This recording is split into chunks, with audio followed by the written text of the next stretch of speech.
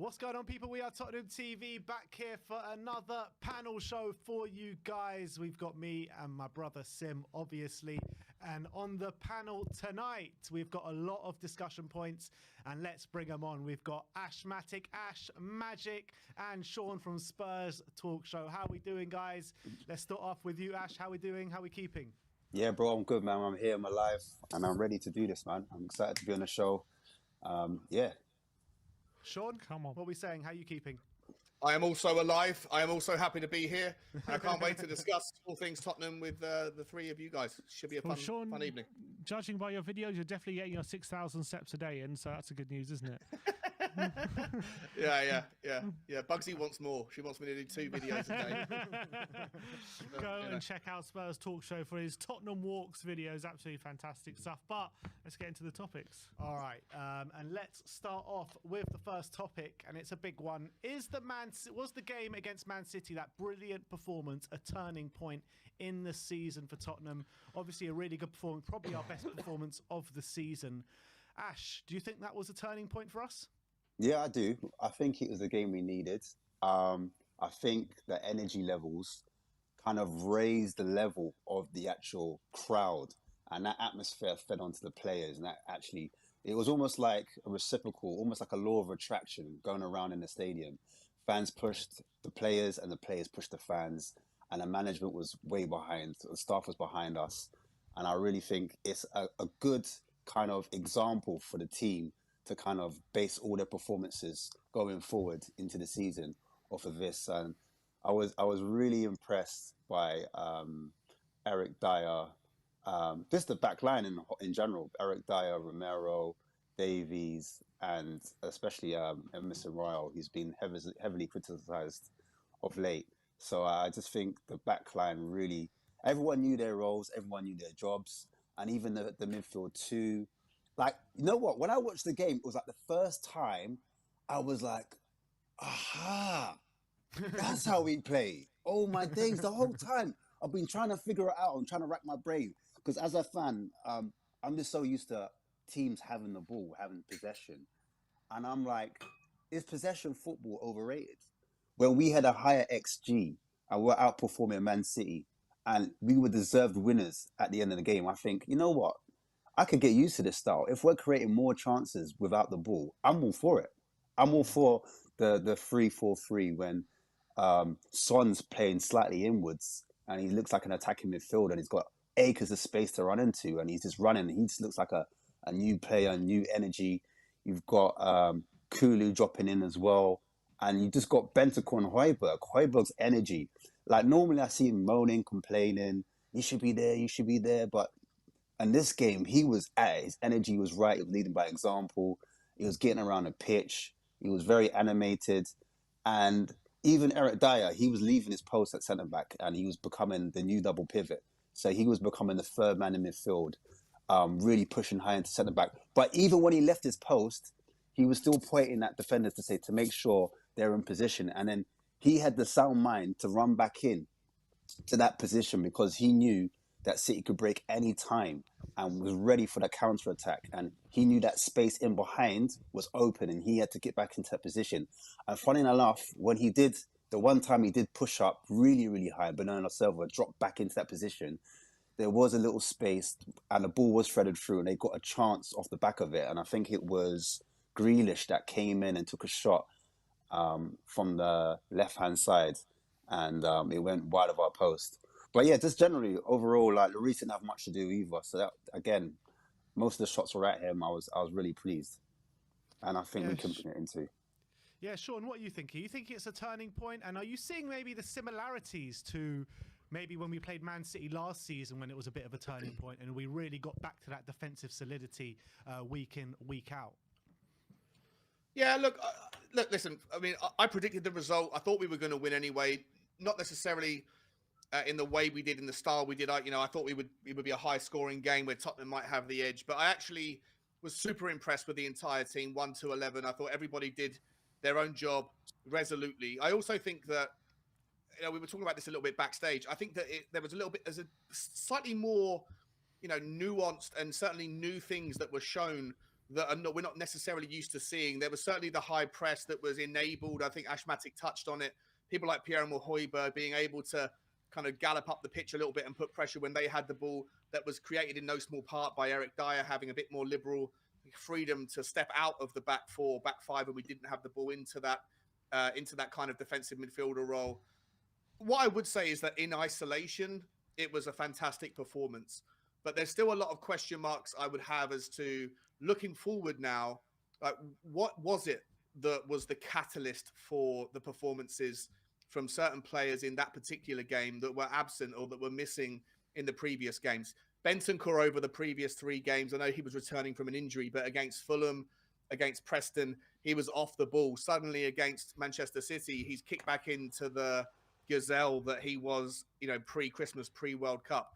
Pierre-Emile Højbjerg started the season on a really high level. And then as the weeks moved on, he started to dip back into that kind of mediocre player. But against City, he kicked on. Emerson Royal suddenly became this giant in the defense and pocketed Grealish, who was their best player on the day. So I'm excited by the fact that we managed to get the result, and the performance from 1 to 11 was fantastic.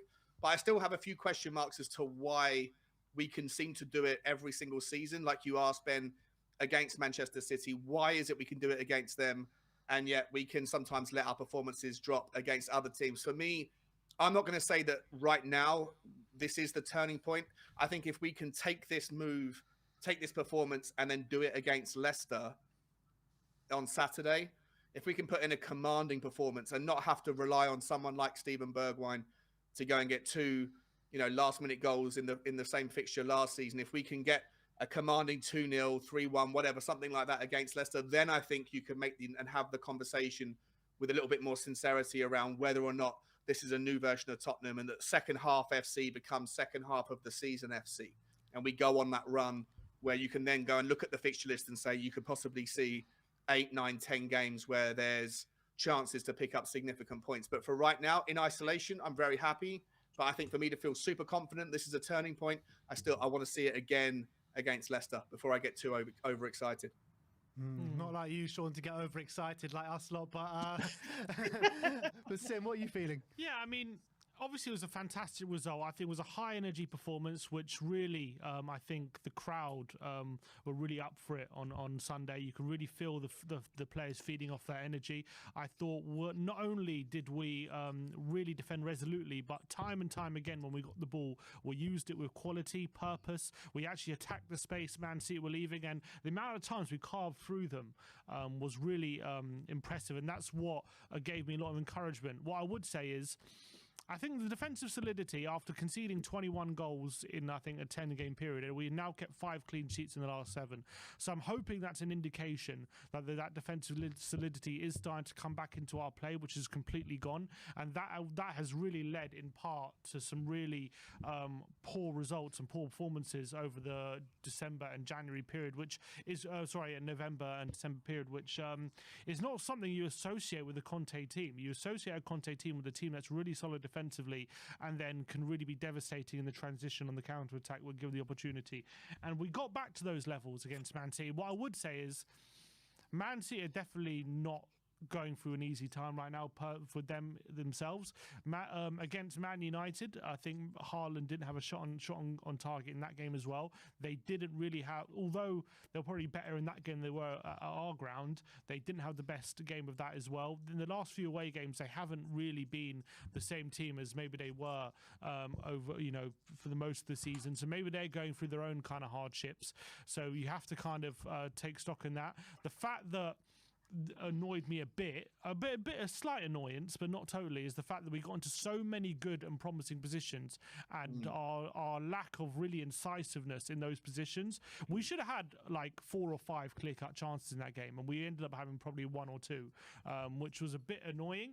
But I think clearly the willingness to be aggressive and defend, and I think we actually had a lot of bravery in our defensive play as well. We weren't just sitting back and waiting for Man City to come at us and trying to just clear things away in the area and hoping lucky ricochets go away. We were really on the front foot quite a bit of the time. Dyer was being really brave off the ball, and I thought our defensive display, like Perisic as well, much better defensively than he was the Etihad. And I think maybe we learned the lessons that maybe we suffered from the Etihad, but we were smart about our pressing as well. When we did press, we did it in a very coordinated way and made sure we weren't too exposed. But is it a turning point?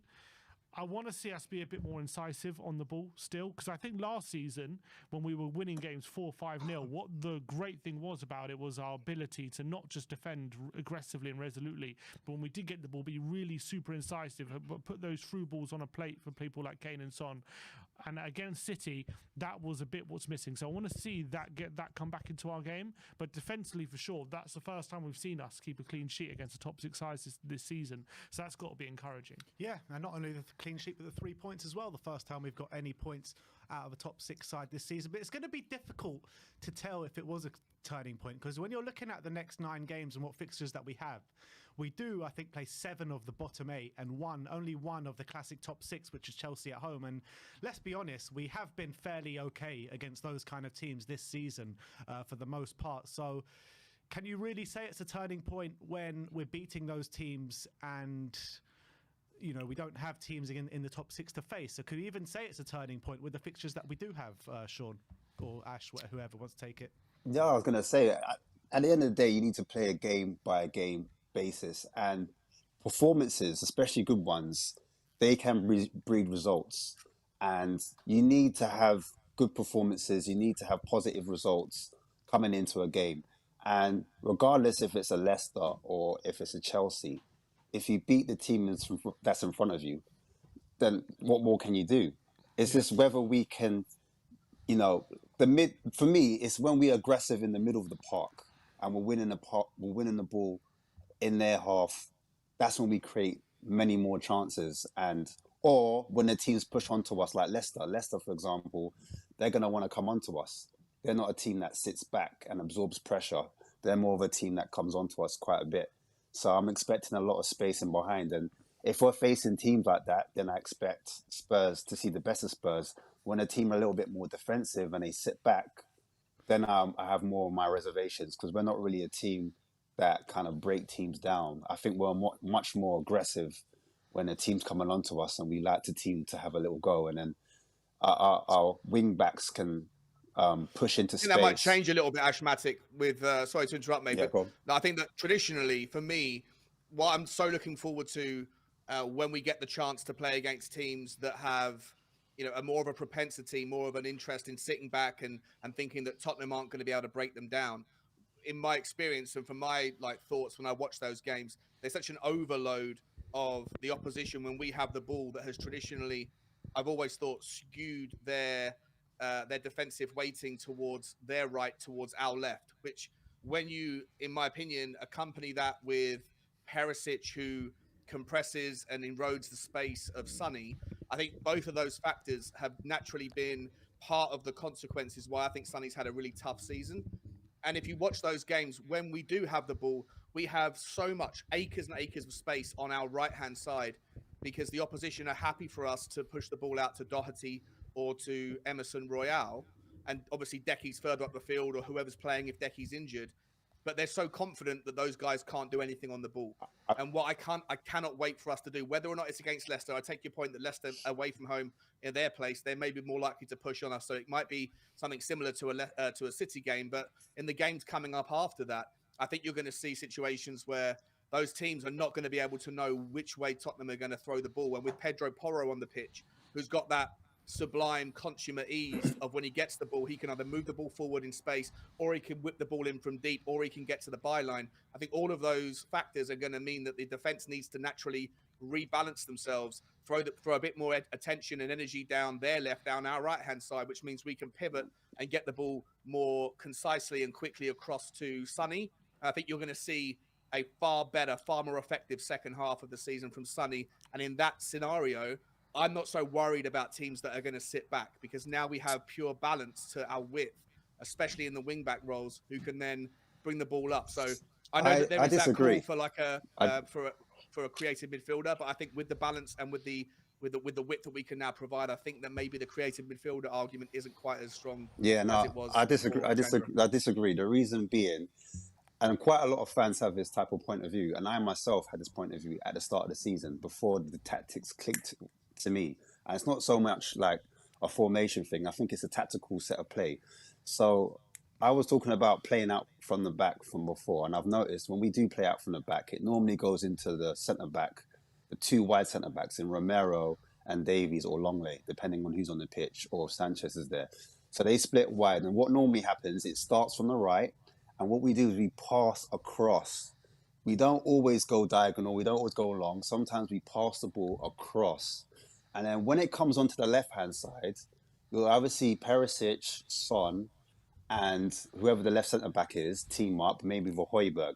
So it's almost like a small little diamond. And I think we overload one side of the pitch to draw the opposition to one side of the pitch, to kind of overload it. Then that's when the space is either in the middle of the pitch or in the far right, where normally Emerson or whoever's playing on the right wing back has acres of space to run into. So I actually think it's a tactical thing, because when I was playing ball, that's what we used to do. We used to like have 3 or 4 touches on one side of the pitch, and then when a team gets sucked in, boom, you quickly switch it to the other side, and or you put it into the middle, because that's where the space opens up. And you want pockets of space, you want empty spaces to attack, and you want the team to be bunched up on one side, and that's how you move teams around. You move them from left to right, and it opens up spaces. So having the attacking midfielder in that position, sometimes the attacking midfielder will jump onto one side.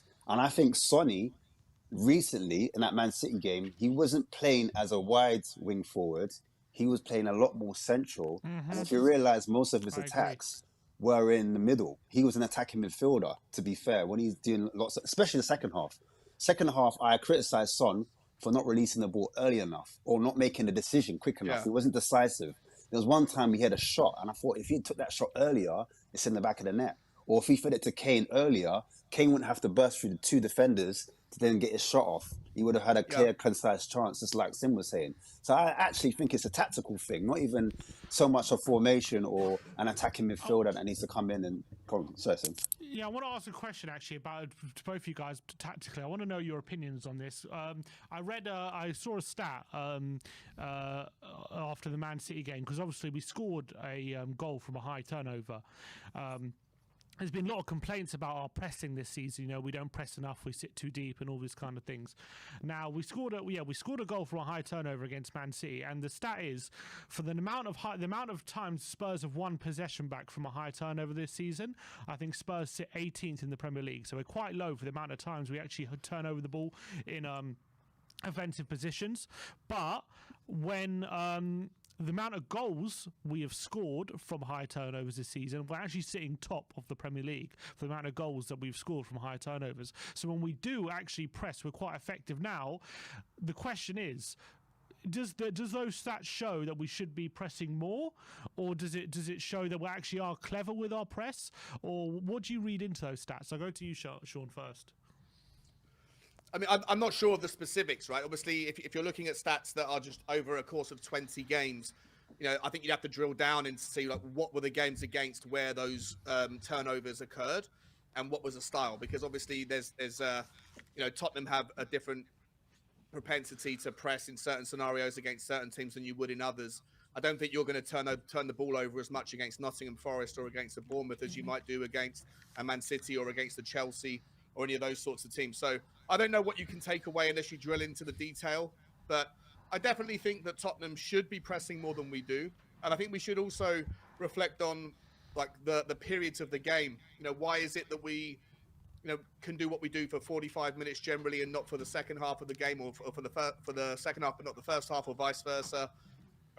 Until I could see what that stat looked like in the minutia, I'm not sure what you can take away from it. But what I would suggest is that I think that when Tottenham do press, you generally do obviously see the returns from it. However, if you press and you miss the ball, you know, like every team who does the press, you need everybody to press in synchronicity. And if someone's not pulling their weight, then you can get passed through. And then we have 3 defenders at the back who are just not quick enough. They get turned, long lay on the left. Perisic, if he's caught back, or Emerson traditionally, whoever it might be, even Romero's been run past a few times this season, especially in the Champions League. And so, like, if we're gonna look at that stat, and even if the minutia proves the point that we should be doing it more often, more frequently, then you still need to make sure that you're doing it with absolute synchronicity, that everybody is in tune, everybody knows their role, and everybody's doing it at the same time. Because if you leave yourself open and you get run past, then our three defenders at the back are not capable of handling the high press and the high line defensively. So it's a compromise. I'm up for it. I want to see more of it, but I just want to make sure that everybody is singing from the same hymn sheet and knows their role in that regard. All right. Yeah. Go on, Ash. You wanted to say something? Yeah, no, I was going to say, I personally think from the back of last season, we were playing out from the back so well. And when we played out from the back, it sucked the opposition in, because the idea is when you play from the back, teams want to come and press you. And Spurs was so good at doing 1 to 2 touch. Some of our best goals were from playing out from the back, 1 to 2 touches, and then into the front three. And then boom, when we smacked Norwich 5-0, 4-0, Aston Villa, 4-0 Newcastle, it's all because they got sucked into our ball. And that was Conte ball, I believed. And I think this season, fans have been frustrated because we sat deep quite a lot of times. And because we're sitting deep, it looks like we don't want the ball, and they've got 3 men in midfield, they're overloading the midfield, and we're not getting the ball to our front three. So the football looks turgid. But when we're, like in the City game, when we're pressing at particular times and we're doing it in the middle of the pitch or high up the pitch, we're calculating. It's not always high up the pitch. It's not always in the middle of the pitch. It's different stages of the game where we go into a particular tactic and we say, like, now we're going to press. And when we do it excellently. It comes off and it just looks beautiful. And I just think the turnover situation, I just think if our XG is high, meaning our expected goals are, and we're creating a lot of chances, I don't mind my turnovers being low and my XGs being high, and we're pressing at the right moments at the right time, because that means we're more likely to score. And so I said to you off air, I think possession football, is it overrated? If you've got all the possession in the world but you're doing nothing with it, then what good is it? Yeah, I mean, it's overrated if that's the case, but it's not overrated somehow when you see the way maybe Arsenal are using it this season. Maybe when you're looking at the way Man City have been using it recently, maybe it is overrated. But I think any style of football can work. It needs to be done in the right way, doesn't it? Correct. I agree, 100%. All right, but let's move on. Let's talk about our next topic. And obviously, it was a history record-breaking day on Sunday at the Lane, with Harry Kane surpassing Jimmy Greaves' record to become Tottenham's all-time leading goal scorer. Is he the best player you've ever seen at this football club, or is he the best player that's ever played at this football club? Let's start with you, Sean. For me, yes, I think the only player that I've ever seen for sure that would even come close, but it's difficult to compare the two because they're entirely different types of players, is probably Gareth Bale. And then when you look at what Gareth Bale went on to achieve after he left Tottenham Hotspur, you know, there's the argument that goes around on Twitter all day long, every day, around who's the greatest British football player to ever have played football. Most people would give Gareth Bale the title. And the fact that he played for Tottenham, you know, you have to consider him in the equation. But for me, in terms of, you know, over a decade, I remember growing up, my dad was always banging on about Jimmy Greaves. That was his hero. And look, you know, I've seen a guy for the last, whatever it is, 10, 12 years do better than what Jimmy Greaves did. Different era, different style of player, whatever else. But for me, I think Harry Kane, he's certainly he's my favorite player of all time. He's certainly the most, successful on individual accolades. Gareth Bale was fantastic for his own reasons, but wasn't around necessarily long enough to cement that kind of best of all time in my mind. So yes, Harry Kane for me is my favourite player and probably the best player that I've ever seen in a Tottenham shirt, and I think that we'll ever see in a Tottenham shirt for our lifetimes. Wow, big words there, Ash. I never got to see Greavesy, but you see Greaves, yeah. If he stayed at Tottenham and he didn't go to Chelsea or West Ham, his goal ratio is ridiculous. Yeah. I don't know who brought it up. I saw a stat. And the amount of goals, this is before the Premier League, obviously, this is the era before that. But there's quite a few players that are above Alan Shearer when it comes to actual goals being scored in the league, in the top division. So, like, if people wanted to break that record, they still got a long way to go.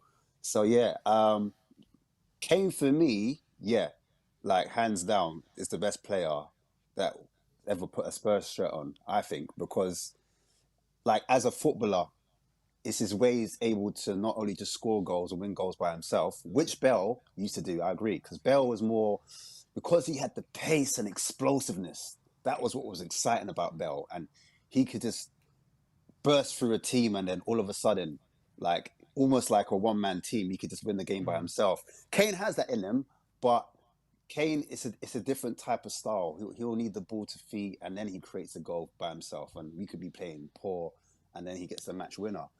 But in terms of his creativity, like he's able to find players. Like at one point, like last season, he was ridiculous. He was like KDB / I don't know, Van Nistelrooy, I don't know, like another striker, like a striker midfielder, just combined into one, just married. And I just thought, wow, what a player. And the fact that, you know, opposition used to like criticize him, all fancy to say the one season wonder.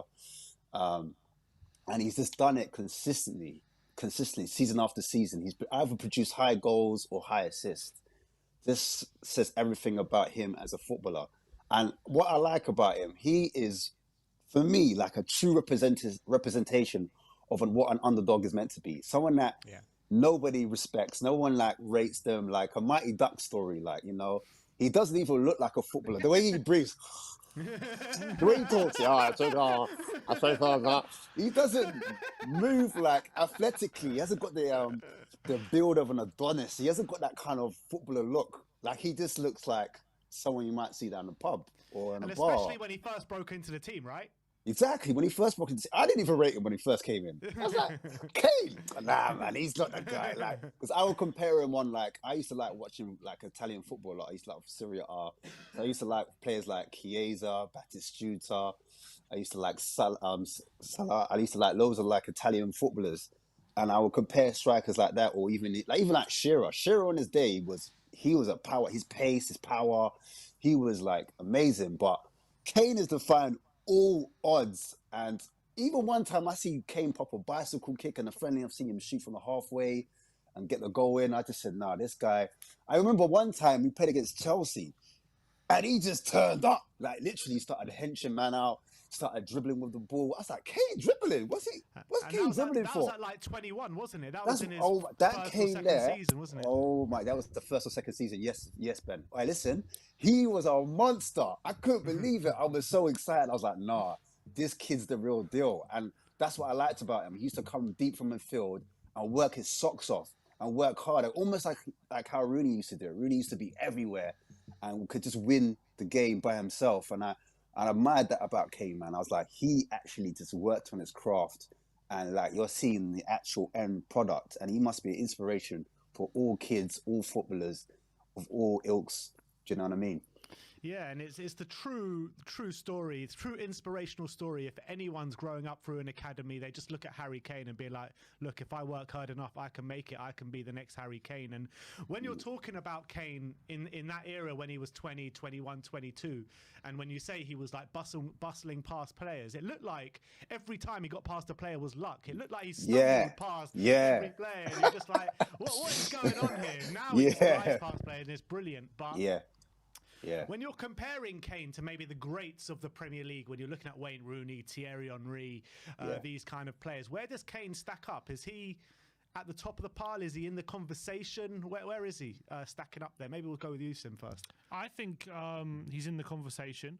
I think he's one of very few strikers who have really reinvented the role of what it means to be a striker in the Premier League, and he's done it a couple times, but especially in the last few years, that hybrid playmaker number 9 position is something that we very seldom have seen in the Premier League before. The way he has done it to such an ability, and the way he puts passes on a play on such a consistent basis, yet as well as so consistent on getting getting on the end of things, being that striker himself, that finishing ability from anywhere, in any sort of angle. I've never seen someone from the angles finish as clinically as Harry Kane, just hit the side netting every time. And that finishing ability was there right from the beginning, wasn't it? I don't know if you guys watched it. Did you Yeah. watch that video, 44 minutes of every Harry Kane goal? I watched it. I mean, I've seen his I 100 haven't goals seen that one. before. No, I haven't seen 44 minutes.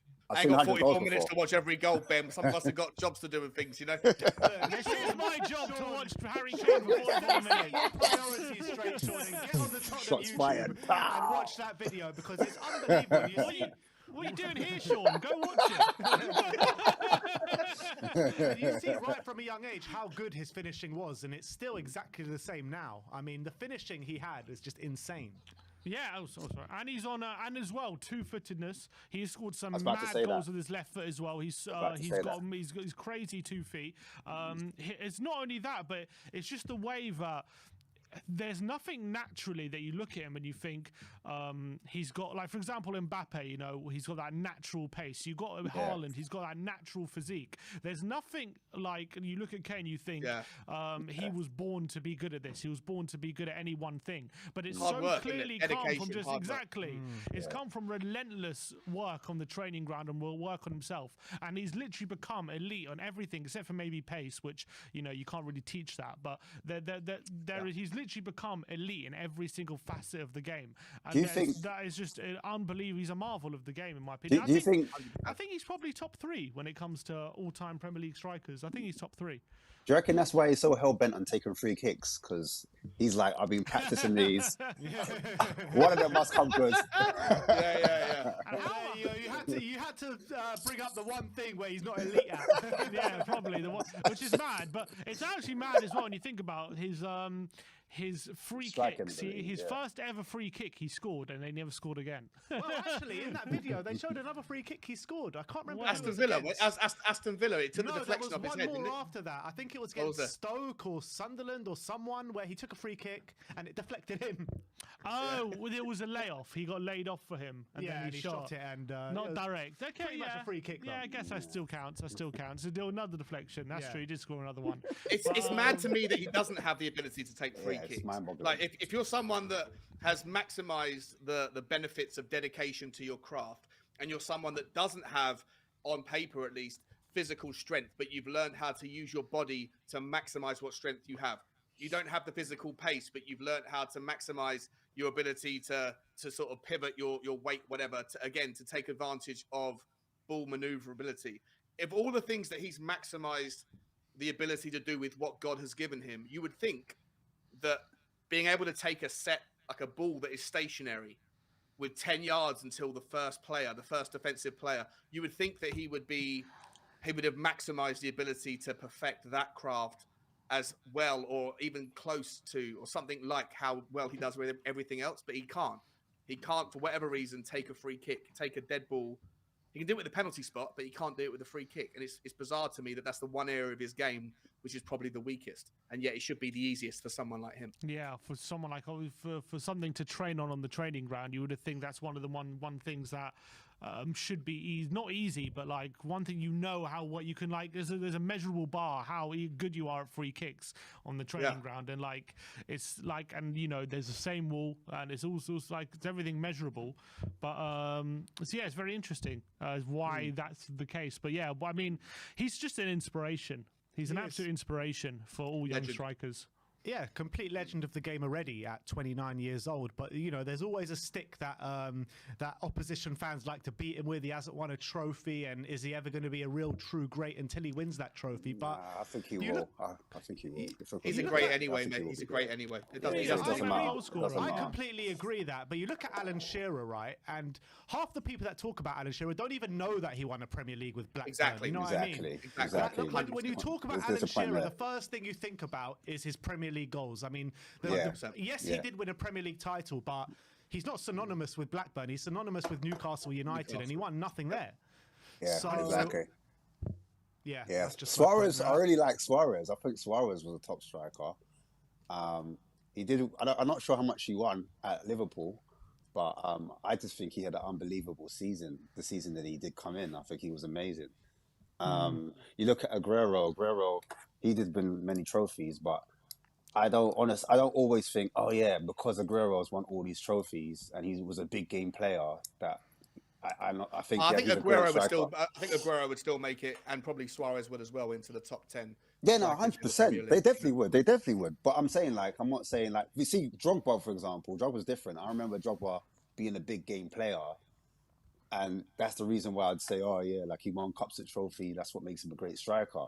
But some of the other strikers that are in there that I was just talking about, I wouldn't necessarily remember them for, like, big games and big moments. I just remember them for their goals, whether it be for a lesser opposition or not. I just remember them for how many goals they got and how consistent they were and how great they were. And that's what I remember about Kane. How many goals he got, how consistent they were, and how great he was. And then that's it, period. Like, whether I like it. Before we move on to any other topic, though, I've got to ask you guys, if the news has come out last night about Qatar, not the QSI group, but the Emir of Qatar, who wants to take over Manchester United, and he's going to come in and, with bundles of money. Do you think that the marquee #1 signing might be Kane? Harry Kane? Do you think if Harry Kane hasn't signed a contract yet by the start of the summer, do you think that the Emir might come in, or whoever it is going to be in charge, and say to Daniel Levy, look, here's 170 million, like some bonkers amount of money? Yeah, where Daniel Levy has to say, I'm not so sure. I'm not so sure, Remember, Eric Ten Hag, he wanted Anthony at all costs. And no way is Anthony worth 100 million. So if Ten Hag wants Kane and they've got a new guy in charge with the money to get him Kane, I think he will pay. It depends if 1 year left on the contract. Right? So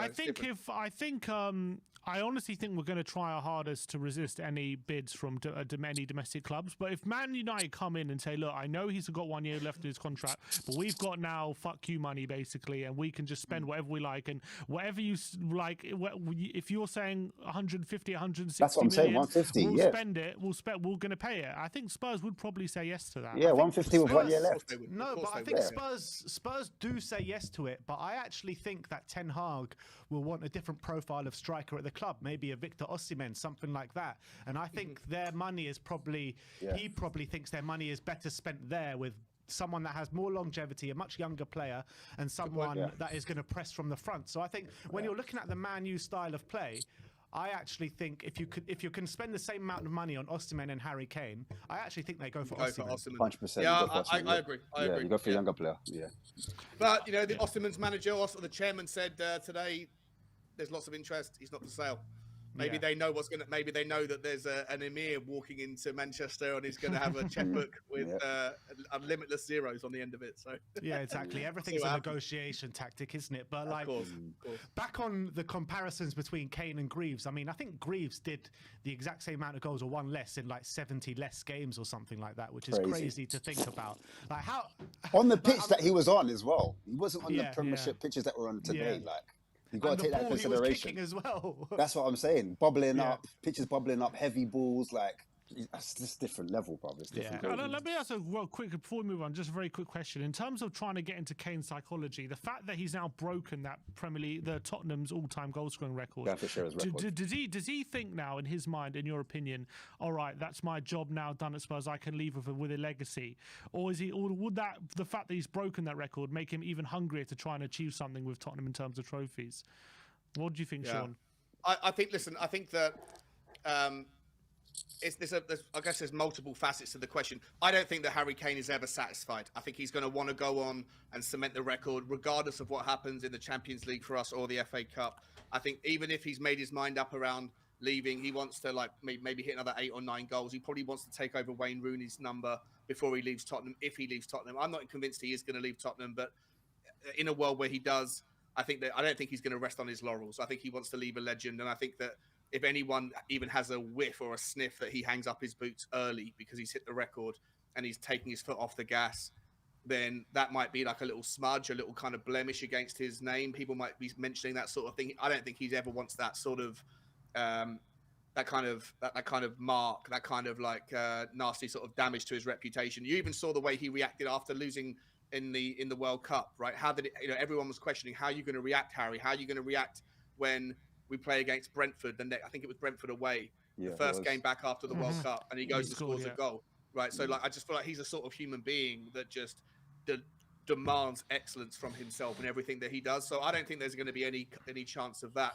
What I would be interested in kind of contemplating is if he was to win an FA Cup under Tottenham this season, and let's be honest, there's never been a better season to do it with the way that the draw is shaped up, or if we were to go deep in the Champions League, if we were to win a trophy at Tottenham, I'm not entirely sure whether that's necessarily a good thing for the chances of Harry Kane staying or not.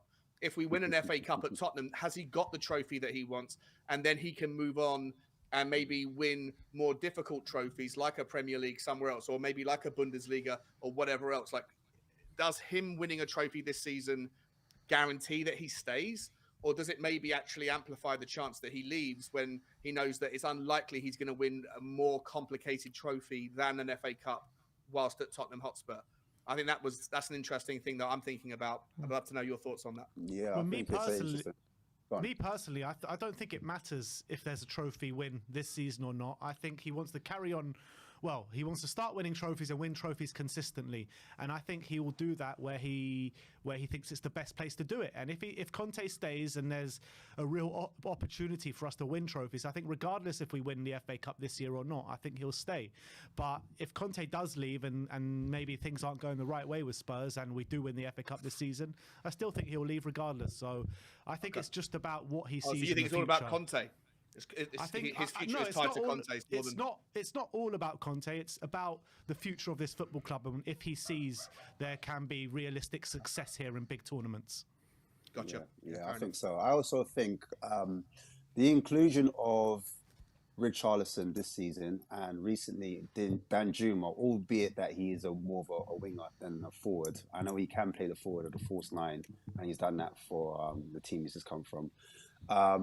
I think that's added fuel to Kane. I think they're breathing down his neck. I think they want to be in the starting lineup. I know Richarlison came in knowing that Kane would be number one, but at the same time, I still think the added competition will help psychologically, whether it's at the forefront of his mind or at the back of his mind. The fact that new faces and new blood and different personalities and characters are in the mix, that's going to help. That's going to help to want him to perform at a high level again and lead by example.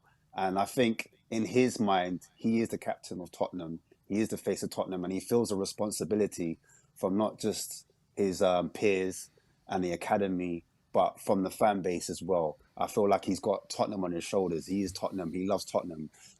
Tottenham's the one that gave him the chance. He's the one that gave him academy. I see that the video where he's talking to Pochettino, and I've seen like bits where Sherwood was talking about him.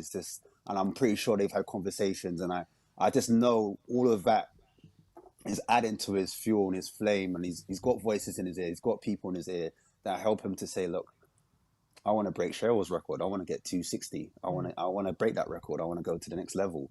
Even for England, I think he wants to be all-time goal scorer for England, whilst being at Spurs as well, and have that mantle and be put in that legendary status. I think that's very important to him. I think that can be a big factor of him carrying on, not kind of falling off, because that was a question whether he would fall off if he needs that carrot to keep tasting. I didn't even fall off like from a personal standpoint. I meant like, I meant like, would he feel like his job is done at Tottenham now that he's because if your job is done at Tottenham, you would like literally as in get a move or get a move. That's what I mean. Would he think more about a move now he's broken the record?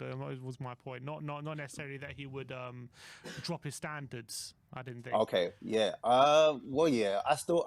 Okay, fair enough. If that's the point, then.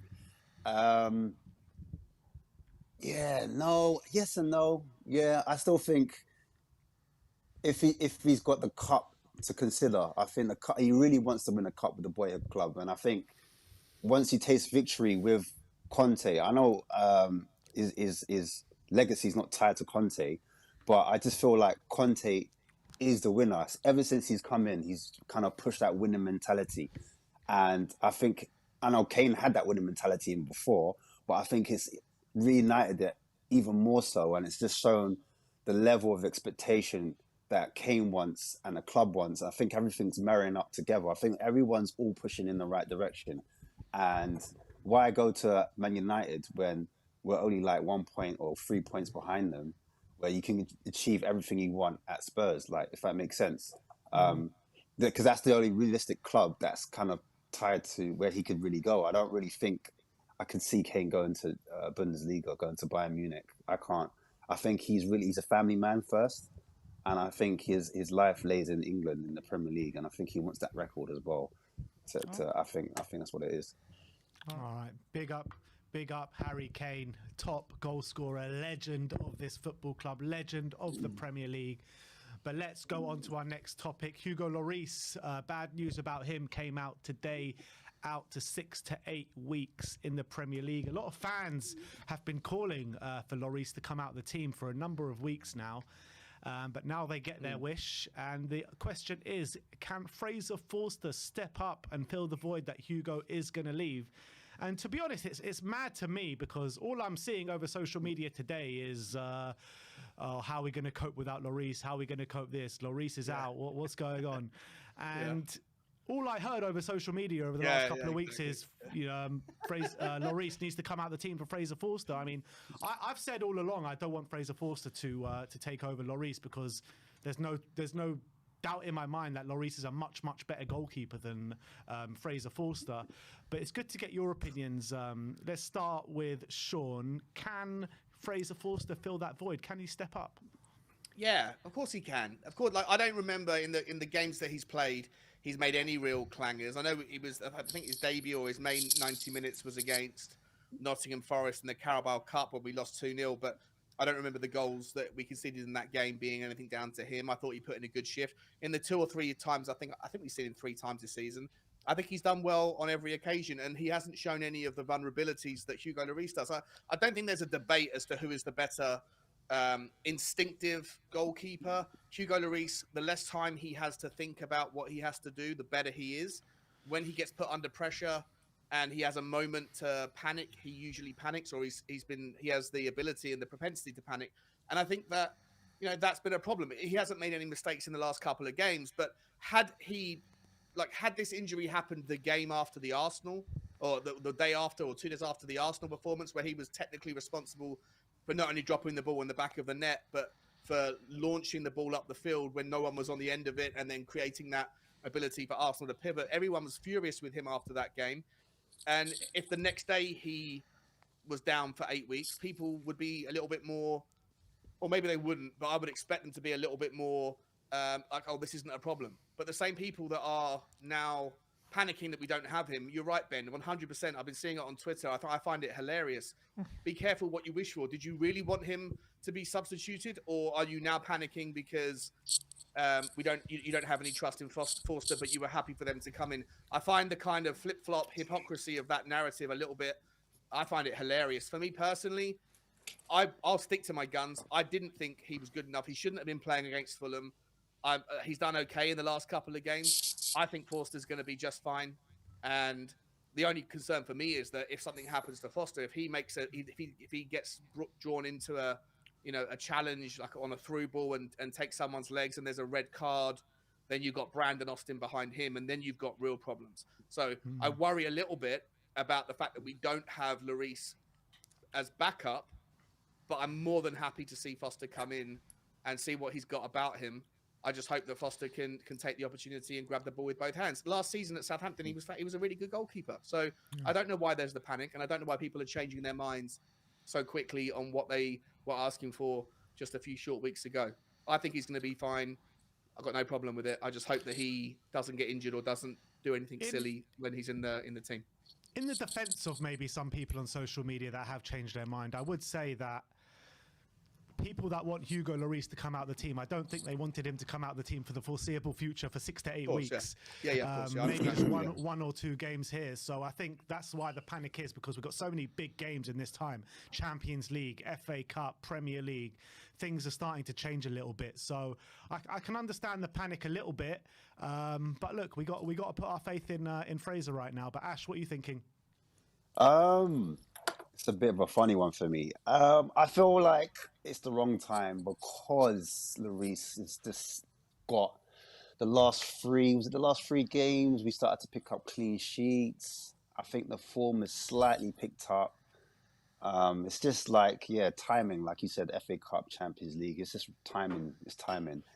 And I was iffy about the whole Fraser signing in the first place because, correct me if I'm wrong, but when he was at Southampton, he wasn't their number one goalkeeper. He was in a kind of fight between him and McCarthy and Forster. I think last season Forster kind of won that battle, but he has been a long-term keeper for Southampton without really cementing that number one spot until last season.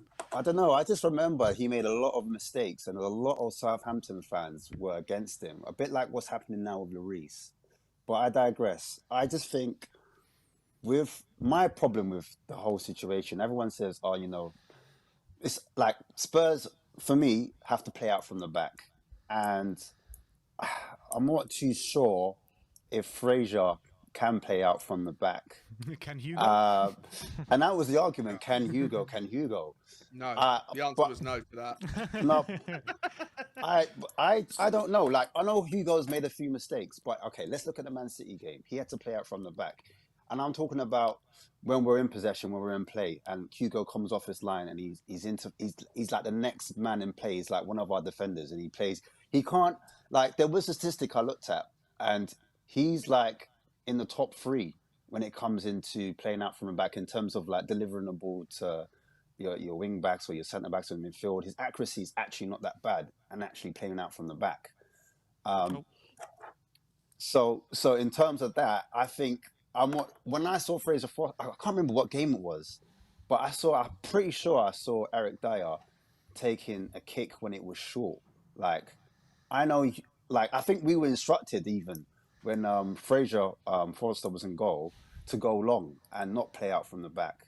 And I'm scared that if we play out long from the back, you're in a stage where you're giving up possession quite easily, and the opposition could get the ball back, and that puts more pressure back on our defence when we don't have the ball. The reason why modern day football has changed and everyone uses their goalkeeper playing out from the back is because it gives you more possession, and it gives you more chance to build attacks from the back. And I think Conte's system relies on that quite a bit.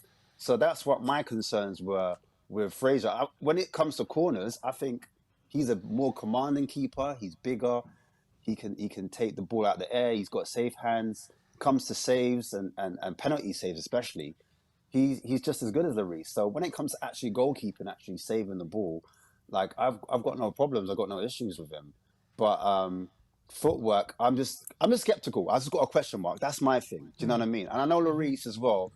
He has been suspect this season, especially because he does take a little bit longer on the ball. When he does take a touch, he takes 2 seconds, and that's all it takes to kind of close the gap on a press. But when you're a goalkeeper, when you make a mistake, it's highlighted tenfold, and that's what's happened because we've made, was it 7 chances? Was it 7 errors or 6 errors? Lloris has made 4 of them.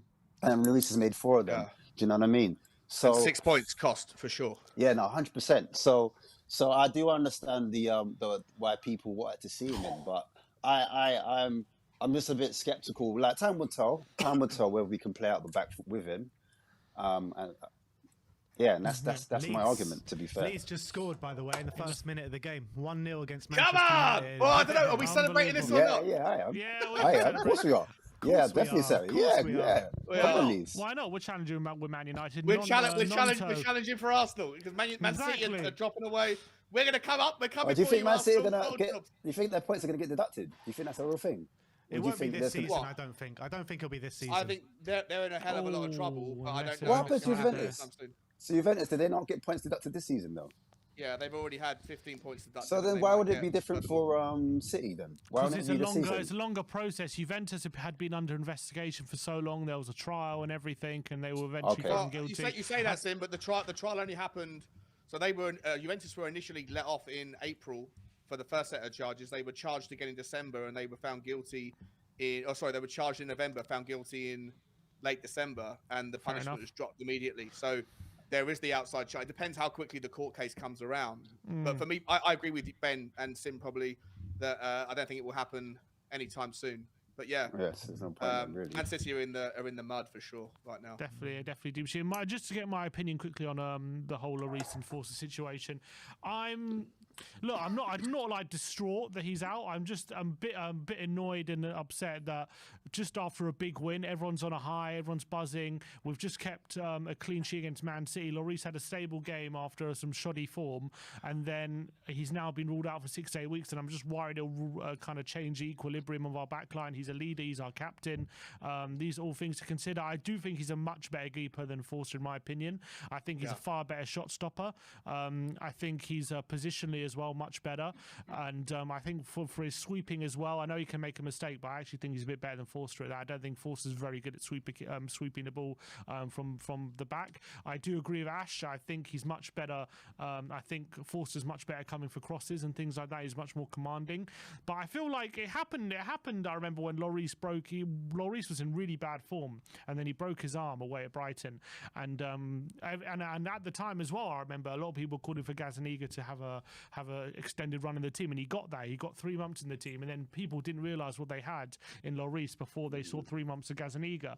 And I kind of feel like the same might happen with Forster being in goal for a couple months. Having said that, Forster, as Sean said, he's experienced in the Premier League. He's was number 1 for Southampton last season and did have a good season last season, albeit I think for a number of years the last season was kind of an outlier in what has been Forster's career in the Premier League, where last season he was very good, whereas he's been fairly inconsistent throughout most of his time in the Premier League, I would say. But I think he's a good influence in the dressing room, Forster. He seems to get on with a lot of the players. We said that about Joe Hart. Yeah, true. He never played a Premier League game. Joe Hart. Forster came across. I remember watching in the pre-season friendlies over in Korea. Forster came across like he was very, very happy to like bellow and to absolutely command and he was very happy to scream and shout, which is always quite I guess I don't know if it's comforting or commanding, I don't know, but I did want to ask you guys, there's a lot of tweets going around that Tottenham may or could sign Ben Foster from one Foster to another. I saw that as a free agent for emergency goalkeeper. Didn't he retire though? Yeah, he retired at the summer and look, he's without a club, but he's got a YouTube channel as well, hasn't he? I'm not suggesting he'd come in and be to take over Forster's position, but is there any merit or logic to the idea of bringing him in to replace Brandon Austin just in case something was to happen to Forster in a game where he maybe took out someone and gave away a red card and got a straight red, 3 games suspended? Do you really want, Brandon Austin to go into goal? Is there any merit to that? I don't know what you guys think. Yeah, we've also got Alfie Whiteman there, and Brains keeps going on about how we should be starting Alfie Whiteman, never even mind using it as a fourth choice. Right. But look, it's hard to say because we haven't really seen Brandon Austin or Alfie Whiteman play for the first team, so it's hard to make that decision, isn't it? Yeah, it is. Yeah, 100%. Yeah, I guess. Look, if Forster's, the problem with him. He's been out of the game now for a good 6-7 months, so he would have to get back up to speed if he was ever called upon. But if they really think an emergency loan for a few months just to have some cover in case of an injury, if that's the right way to go, then I've not got really too much against it, because I've looked. I actually did take a look at the free agents list for goalkeepers just in case, and there really is not a lot out there. So I think Foster might be the best option there. And it's experience as well at the end of the day as well. So it's another experienced keeper that knows the league that could add, even if he doesn't start, he could help the youngsters and Alfie Whiteman, etc., Austin and all that. And maybe he'll give us some good behind the scenes stuff as well. You never know. Yeah, exactly. He might come on the show. Yeah, exactly. We get him on the show. Something positive. Daniel Levy will tell him you're not allowed to do a YouTube channel. Whatever you do, it has to be on Spurs official. 100%. Yeah. He's definitely better on that. What do you not make of that comment? Did you see that comment about Levy? Yeah, he did an interview for the Premier League, I think it was. Yeah. Oh, was it for the Premier League? Was it? Yeah, There was nothing. What did he say? He said that we buy the best players that we can afford for this football club or something. Was that the quote? The one I was talking about. Revenue streams to invest in the players. Yeah, was it that, or was he saying like he gets upset? Basically, he gets upset when Tottenham lose and. Oh, that one. I saw that. Yeah. Well, that's just standard PR stuff, isn't it? Yeah. I think everything that comes out of his mouth is usually just standard PR stuff, to be honest. Do you reckon it was Well, GH? yeah. Was it called GPT? Do you reckon it was one of the bots that helped to make the chat? ChatGPT. Chat, He just yeah. sits there. That's what he does. He sits there in meetings on ChatGPT. Corporate response to this. Corporate response to that. Hey, Algorithm galore. ChatGPT is an absolute beast of a tool. If I was him, I'd be using it too. It's Yeah. fantastic. Fair enough. Look, let's move on because this is a really interesting topic now, and with the resurgence of Emerson Royal over the past week or so, big good performances, both games against Man City, against Fulham. Do we owe Emerson Royal an apology, guys? Everyone's clowned on him. Everyone's stuck it to him. He got booed off some points earlier. Been in the booed season. off. He's been booed on, booed off, booed when he's got the ball. I mean, the treatment of Emerson Royal has been close to, if not disgusting, to be honest, from this fan base at times. And even when he wasn't playing well and fans were booing him on the pitch, I completely disagreed with it, and I thought it was disgusting, to be honest. I would never boo a player in a Spurs shirt unless they've disrespected the shirt like Hossam Ghali did when he threw the shirt down, or when Ndombele did when he was coming off the pitch at Morecambe. But with his performances now, do we owe the guy an apology? Let's start with Sean. I don't think as a fan base we owe an apology, because I don't think everybody that's in the fan base necessarily behaved in that regard. I've been saying this for ages. Like, me and Nick Ranjit, Barry, the guy, he's a massive advocate of Emerson. I think it's a little bit in jest, but I think he genuinely has that kind of love for him. I don't necessarily love the player, but I certainly love the person, the personality. The guy has such a strong backbone and a thick skin. And I think that, when you're treated that way, when you're on the receiving end of such incredible, consistent, continuous, ridicule or just nastiness all the time, it takes a special kind of someone to still care, to not feel like you're a victim, and to double down and to train hard and to come on and do your best, even if your best isn't necessarily good enough for what most people hold your standard to, or hold the standard to that we would like to see. He's never shirked his responsibility. And so for those people that did boo him, for those people that were nasty to him, that were calling him out, I think that they should send him a tweet and say, hey, listen, man, I apologize, or I was one of the guys, whatever, right? If you want to do that. But as a fan base, I don't think there's an apology that's necessary, because I don't think everybody necessarily behaved in that way. What I would say is that I don't think it matters to him. I think he has shown, similar to how I feel about Harry Kane, who has that kind of determination and dedication to get on with the job. I think he does too. And after that performance, when you see a tweet or an Instagram post from him saying things like, this is my club, this is Tottenham, or whatever it was, I'm paraphrasing, I think he's a bit of a cult hero. For a lot of people, for every 10 people that may think he's not good enough, there might be 2 of them that absolutely appreciate and love the guy for holding up the flair against Arsenal, and they kind of ingratiated themselves to the person and the personality more so than the player. And look, now there's a debate emerging about the player, not necessarily on the right wing back. There might be situations where you're going to be up against very tough opposition that are going to have the ball, maybe against the likes of Arsenal, maybe against the likes of Manchester City and potentially Chelsea next season. You're going to be looking and saying, hey, listen, we're going to be on the receiving end of a lot of pressure, and Emerson Royal is probably or maybe the better choice than Pedro Porro. We'll find out about that. But there's another conversation which is emerging right now in the absence of Romero as to whether or not Emerson could potentially slot in as the right-sided centre-back, because there's not a hell of a lot of difference between the 2 roles when it comes to defensive capabilities. And Emerson Royal is one of the, I've said it since I've seen him all the way back a year ago, he's probably the best defensive headerer of the ball that we have at the club. I think he's better than Romero in the air, better than Dyer, better than Davies, certainly better than Longley, certainly better than Perisic. So on that regard, maybe you could put him in there. Maybe should be a conversation around moulding him into a future right-sided centre-back to compete with Romero, or maybe you bring Romero into the centre.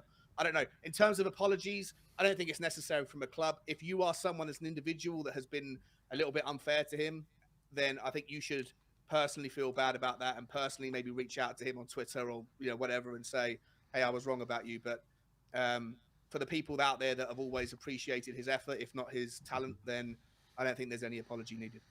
Yeah, and it's interesting what you say about his role maybe as a centre-back moving forward, because this weekend, I mean, it's the perfect opportunity to try it, isn't it? With Romero out suspended, Pedro Porro waiting in the wings. I mean, why not try Emerson right centre-back and Pedro Porro right wing-back this weekend against Leicester? But Ash, what are you thinking about Emerson? Do we owe him an apology as a fan base? Yeah, I think we do. The ones that have been criticising them, definitely. Like, he's been treated really poorly. And for a player that has alleged that he spent over £1 million in his actual own training. Forgot all about that. Yeah, amazing. I take my hats off, because that shows to me that, like you said, Sean, he's not someone that's going to sit in his own, pity. He's going to do something about it. He knew his performances weren't up to par in his position as a wing back. And that just shows to me that he's taken his job and his career really serious as a football player. And he wants to improve and help the team to push forward. And he knows fans aren't happy. He's not happy. He demands more. Defensively, we know everything about him. Defensively, there's no question. There's no questions. He's one of our better defensive wing backs in the team, if not our best. And I feel like he allows our team, or the left hand side, to push on when he creates the four. He drops into the four in the back, and he allows the left hand side to push forward. And then when he's in that four, that allows him, because he's deep, it allows him more space to run into. And I think everyone's like, oh, Emerson's not good, at attacking, as attacking wing back. But I feel like because he sits deep and he has more space to run into, he takes away players. Because sometimes it's not about always dribbling with the ball. It's about running into space, running in behind. And when you run in behind, it creates more holes and more spaces for your teammates. And I think that's what he offers. He offers not so much dribbling, because when you look at your wing backs, you always think, oh, can my wing back dribble? Can he beat a man? Okay, Emerson's not known for dribbling or beating a man. Although I looked on FBF Ref, and on FBF Ref, statistically, I saw he, out of all the wing backs, had the highest dribbles completed, which was mad to me. I didn't understand how. So maybe he's not doing enough take-ons. That's the reason why it's not we're not seeing it when we're watching him. But what lets him down is obviously his final product, and that's what he's being judged on. Every time he went to cross, it wouldn't reach to the final destination. Although in the Man City game, he did cross to Kane, and for some reason, Kane went with his left foot instead of his right foot. And Kane could, if he had a better connection, Kane could have had a chance on the volley, or Kane could have taken a touch. But that was a result of Emerson coming on the wing and running up and crossing to him. And I did see occasions, like I said, when Emerson Royal is running off the ball, without the ball, he's creating opportunities and he's helping the attack by making those runs. What I like about Emerson Royal also, and this is not defensively, this is when we're in attack, when we're building from the back, he doesn't really lose the ball when we're in that transition, when we're building. And a lot of teams have tried to press our right-hand side and found no joy.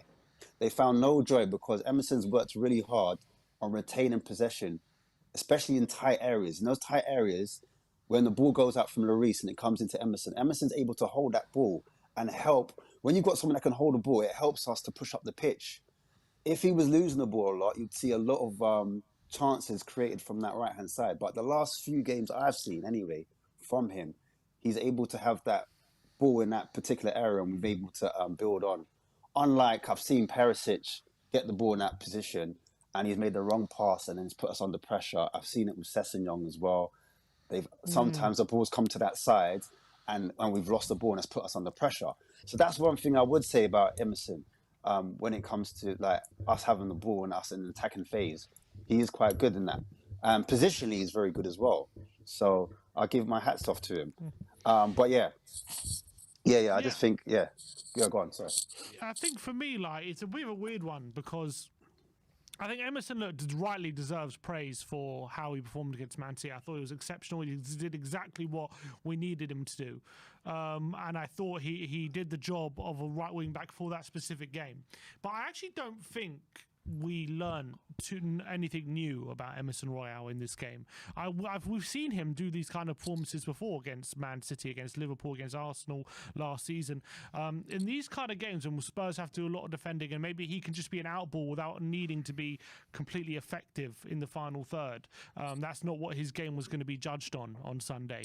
He can be a very effective right wing back. I think we've seen it a number of times, and I think in that game he was absolutely fantastic. What I would say is he could put that exact performance, he could put in that exact same performance against like Bournemouth, and people would be clowning on him for that exact same performance, because in that game, in those different games, you need different skill sets, you need different qualities, and I still have obviously my reservations and I still think that he's struggling in those aspects when it comes to, you know, as we've said, crosses into the box, shooting, arriving at the back post to get on the end of things. I think decision making in the final third as well was a big problem. So and I don't think he displayed any of those qualities in the game against Man City. So I still don't, in terms of him being a good option in that position for certain games and for certain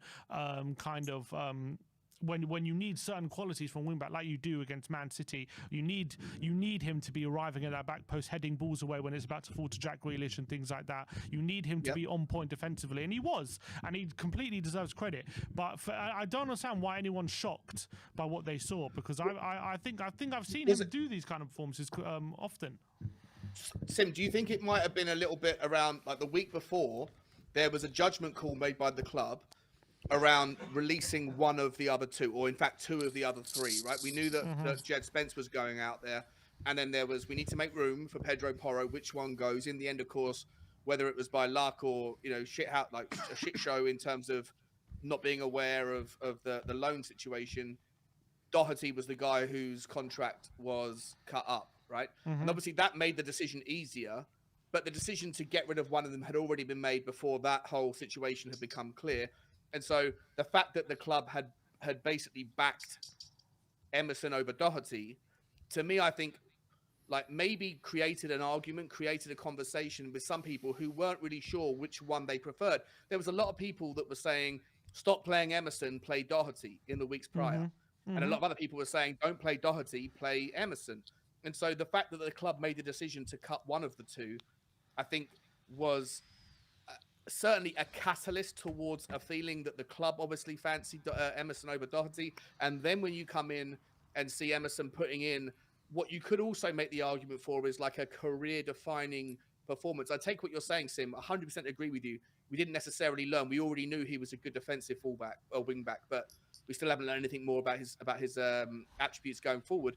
But he certainly was playing for his shirt, right? And he knows Pedro Porro is coming in and is about to take his place in the majority of the games, because the majority of the games that we play, we're not going to be facing Jack Grealish down that side of the pitch.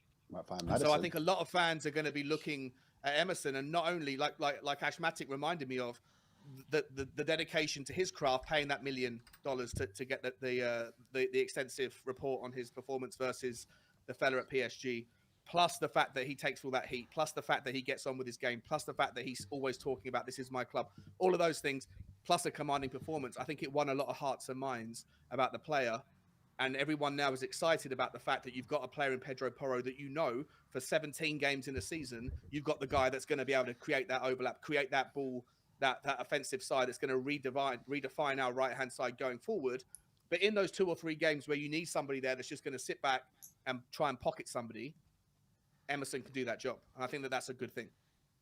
No, I completely agree. I completely agree with that. And I think Emerson just deserves more respect for what he can do, as opposed to maybe a lot of criticism for what he can't do. Unfortunately, in a lot of games, though, what he can't do has been exposed, and that leads to frustration. I agree with Ben when it comes to any of the over-the-top criticism when it comes to booing him off the pitch, ironic cheers when he's substituted, and all these kind of things.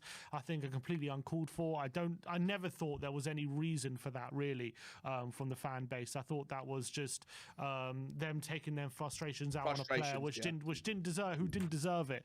And I guess maybe a lot of people saw him as a symbol of what was wrong at Tottenham. At the club, yeah. I think so, But I don't think he deserved that, and I'm glad that he's getting the recognition and the praise for what good positive attributes he can bring, and especially in a game like Sunday where you got such dangerous opposition. He was invaluable in that game.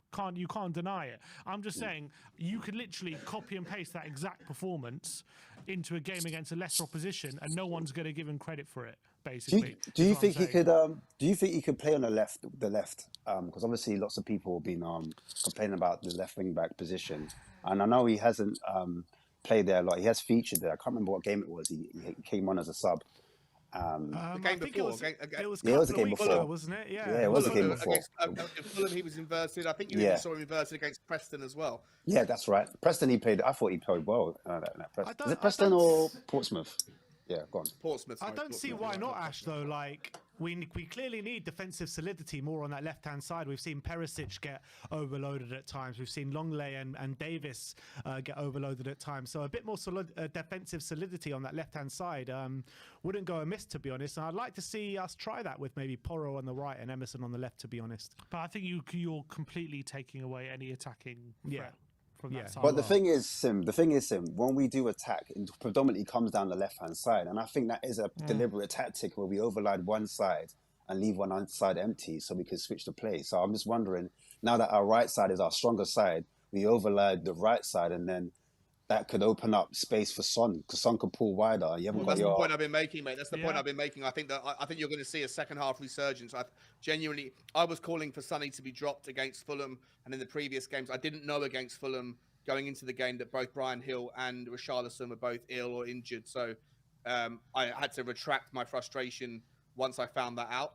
But generally speaking, I've been someone that's been a proponent of saying, listen, the one time this season you've seen Heung-min Son perform well before the last couple of games was in the half an hour he had against Leicester, and people were saying, well, that proves the point that using him as a sub was silly. Look, he's back to his best. Let's start him every game going forward. And I thought that was the wrong way to interpret it. I thought it was like, no, the one time we've used him as a sub, you've seen the best from him.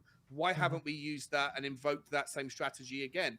And so whilst I say all that, I still genuinely think, to your point, Ashmatic, and to the point I was making earlier, that with Porro on the right, you can now switch things up. You can throw more balls down the right. And when you do play the switch, you're going to have Heung-min Son, who's going to have a lot more space, which is what he used to be excellent in the seasons gone by. So I think Porro's inclusion is going to be potentially the reawakening of a beast in Heung-min Son for the second half of this season. Also, he's actually scored quite a few of his goals on the right-hand side, I've noticed.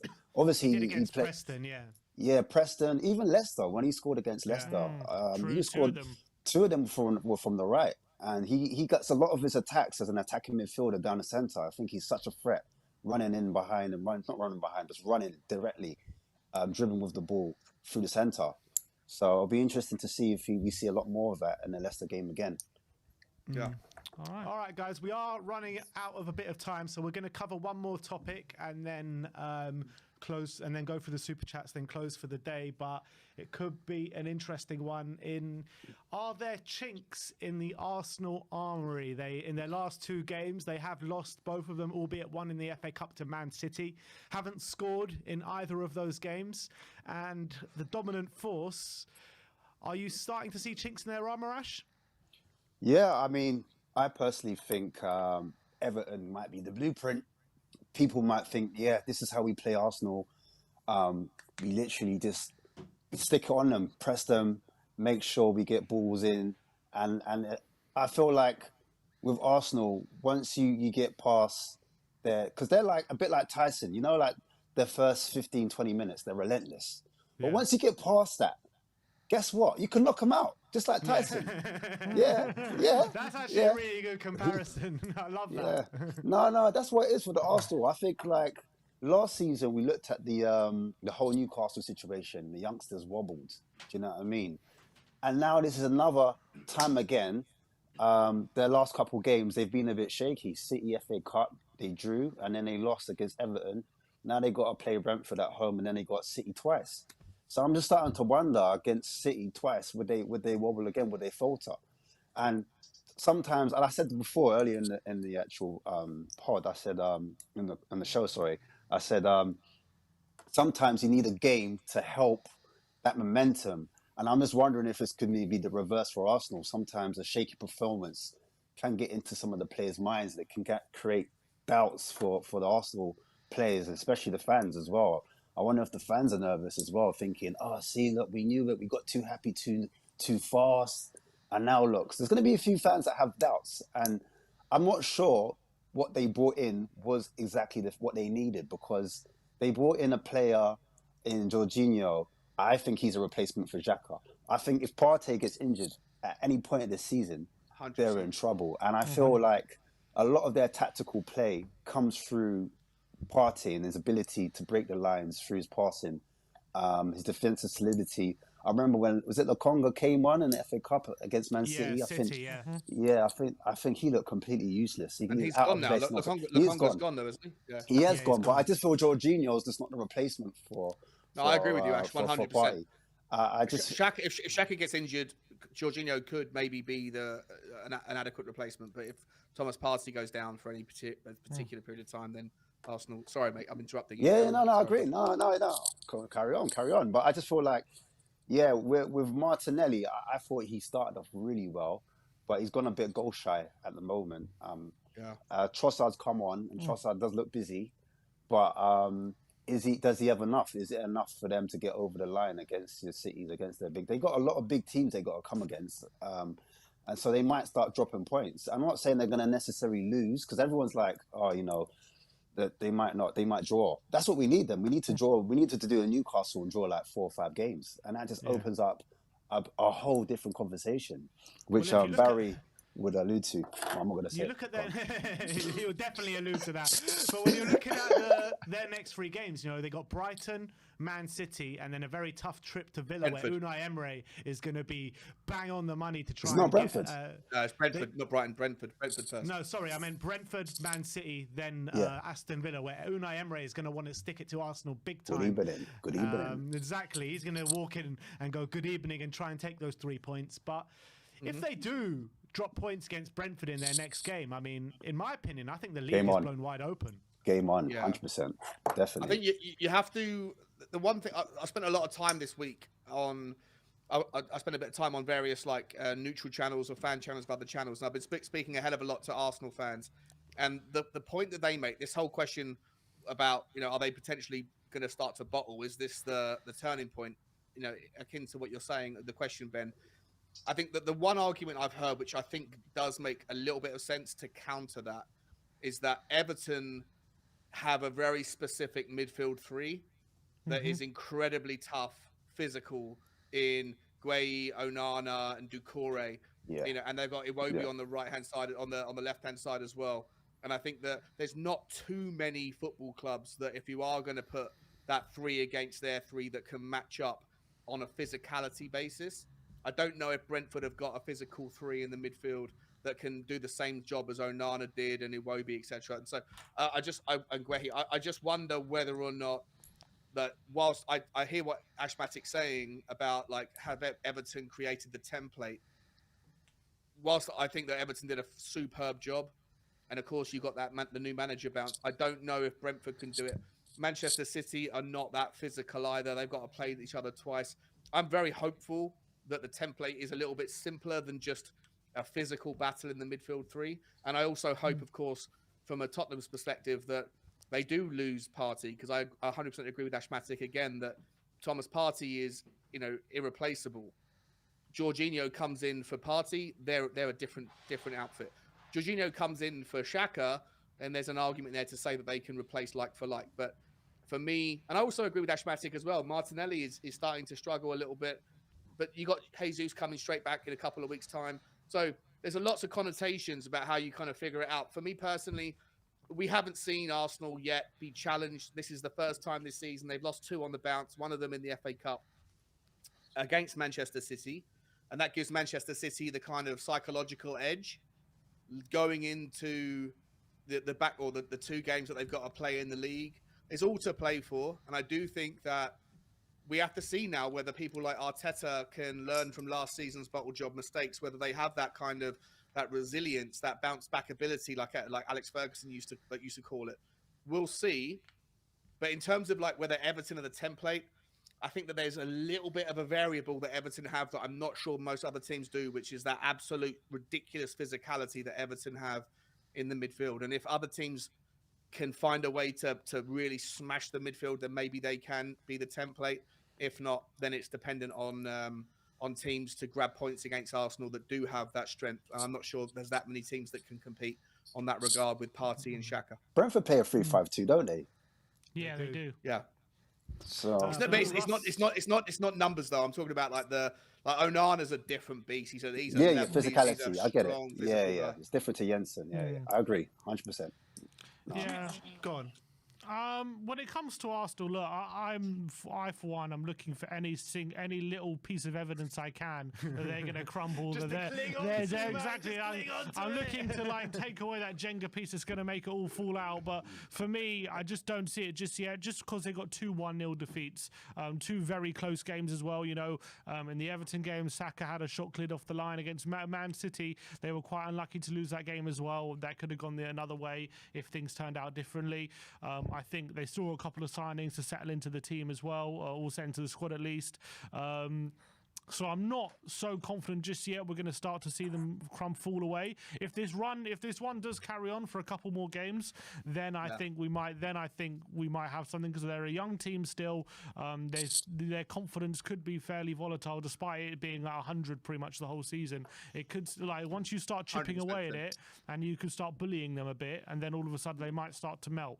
But if Brentford get a result, if Brentford can beat Arsenal, the conversation suddenly becomes, are Arsenal bottling it, right? But until then, exactly. I think if they get back on track on the weekend, I think that conversation goes away and they get their tails back up again. We're going to learn a lot, aren't we, over these next 3 games for Arsenal? I think it's going to be very, very telling. Even if they beat Brentford and then go lose to Man City and Villa, I think these next 3 games are so vital. And I think if they get 9 points in these next 3 games,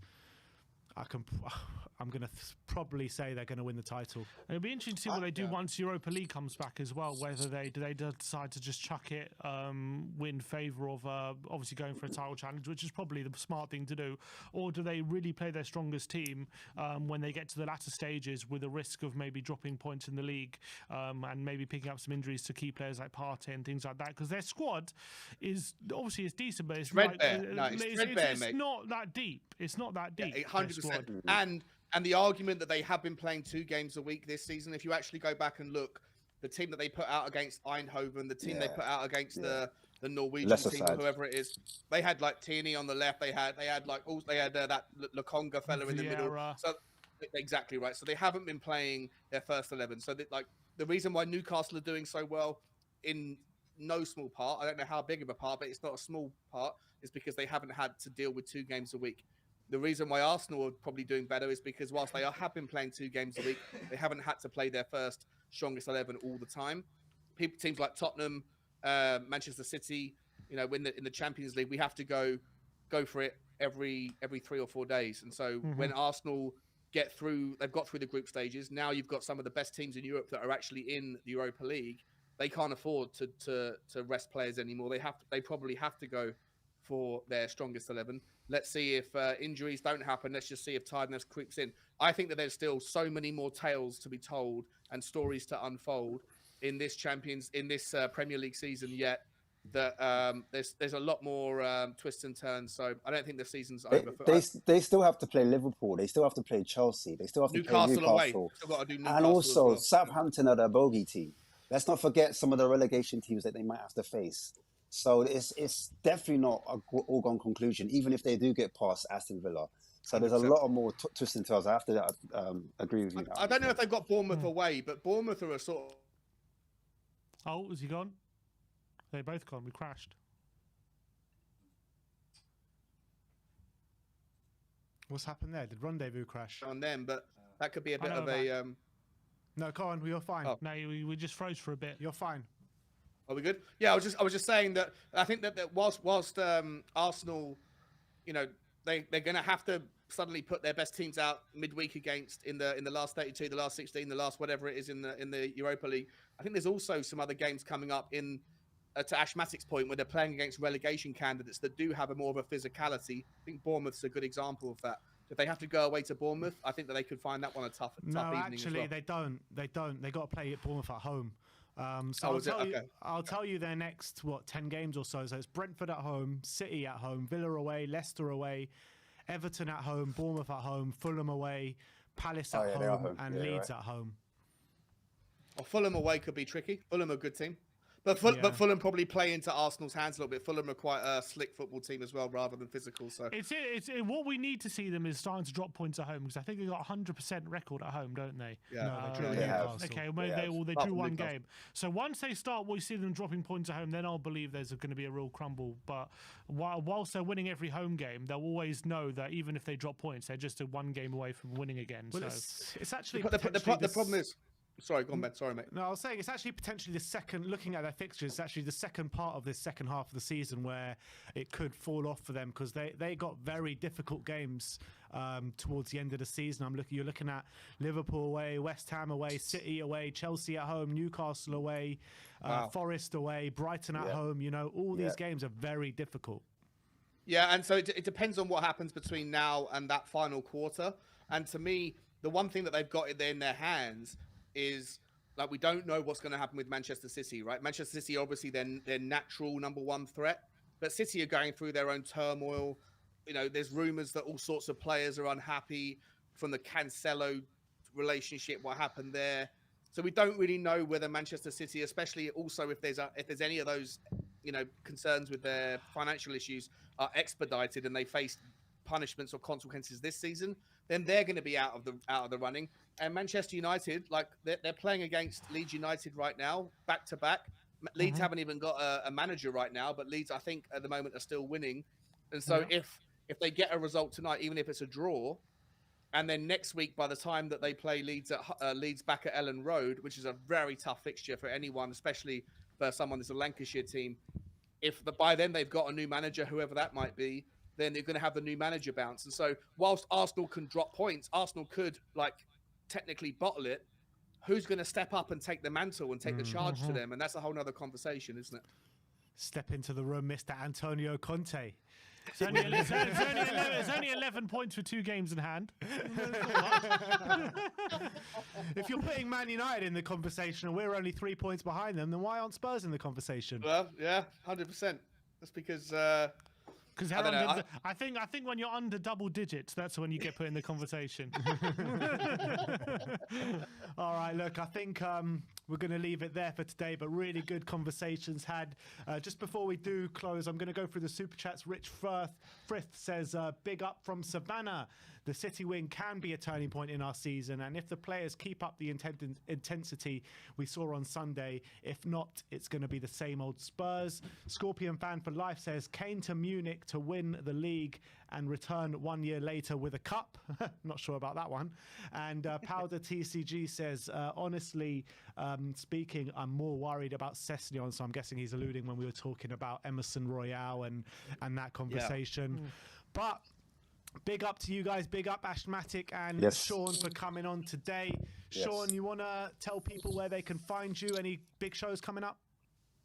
Yeah, I appreciate that, guys. If you haven't already, I've just got over the 5K mark on my channel, Spurs Talk Show. I do daily content. I take my dog for a walk and talk about football, finance, whatever's happening in the world, and try and get through that stuff. That's part of my background, so I love to talk about that stuff. And then, I just do random live streams that usually involve people like myself and Danny Kiriakou screaming and shouting at each other for about 5 hours. We do that twice or 2 or 3 times a week. So yeah, if you haven't already, would love it if you just check out Spurs Talk Show. And we're on the march now to the next milestone, which I guess is 10K. Long way away from that, but yeah. Big congratulations for reaching that 5,000 mark, man. Thanks, really man. big milestone. Well done, Shawnee. And Ash, I know you don't have a YouTube channel, but any closing words from you, my friend? Yeah, you can find me on WeAreTottenhamTV /Ashmag007 for a brand new tactics show that I'll be running once a week. No, I'm joking. Yeah, but you can find me here, guys. I'm happy to be here. And I've got a skeleton to pick with Sean, a bone. Go on. Yeah, he hasn't invited me on this Spurs talk show yet. Oh mate, I had a 3-month hiatus from streaming because my internet's been a disaster.